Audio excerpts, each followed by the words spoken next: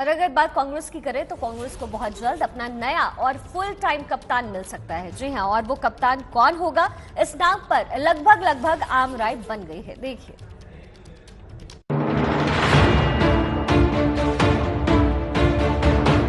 राहुल गांधी फिर से बन सकते हैं कांग्रेस अध्यक्ष। सबकी जो आकांक्षा है वो ये है राहुल गांधी जी पुनः अध्यक्ष पद संभालें।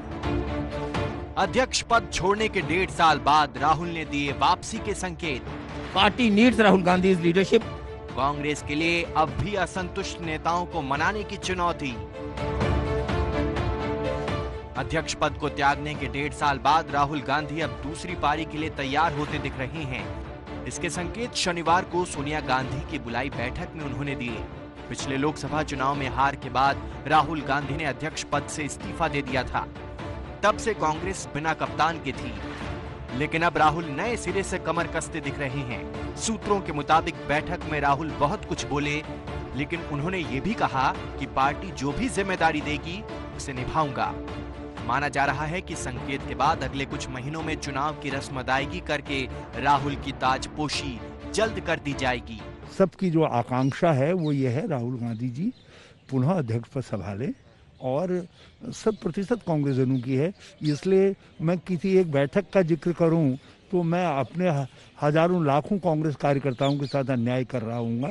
जब ये सारे कांग्रेसजनों की आकांक्षा है, वो सबको मालूम है, देश को मालूम। आज के बैठक में भी कहा कि everybody need the party needs Rahul Gandhi leadership and we must not fall into the trap of we must not fall into the trap of other people who are trying to distract from the agenda.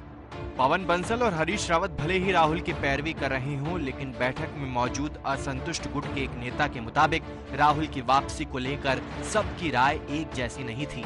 मौजूदा वक्त में कपिल सिब्बल और गुलाम नबी आजाद जैसे 23 खाटी कांग्रेसी अपनी ही party से नाराज हैं और जब तक ये मानते नहीं, राहुल की वापसी का कोई मतलब नहीं। सूत्रों के मुताबिक गुलाम नबी आजाद जैसे असंतुष्ट नेताओं की ओर इशारा करते हुए राहुल ने कहा, सभी वरिष्ठ नेता पार्टी के लिए महत्वपूर्ण हैं और वे उनका सम्मान करते हैं, क्योंकि ज्यादातर उनके पिता के दोस्त रहे हैं और साथ काम कर चुके हैं। हालांकि असंतुष्ट नेताओं के करीबी सूत्रों की माने तो विवाद का कोई ठोस समाधान नहीं निकला है और आने वाले दिनों में और भी बैठकें होंगी। ऐसी बैठकें होती रहेंगी, वर्किंग कमेटी की बैठकें निरंतर होती रहेंगी और चर्चा चलती रहेंगी। कोविड के कारण कुछ तकलीफ आई थी, कोविड के चलते हुए हम इस चर्चा को आगे बढ़ाएंगे।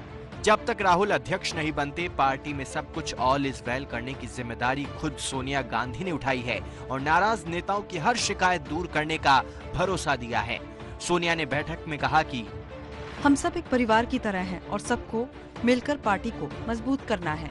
पश्चिम बंगाल का चुनाव बीजेपी बनाम टीएमसी हो गया है, जिसमें कांग्रेस के लिए ज्यादा कुछ बचा नहीं, लेकिन 2022 में यूपी का सियासी समर है, जहां राहुल को फिर से अग्नि परीक्षा से गुजरना होगा।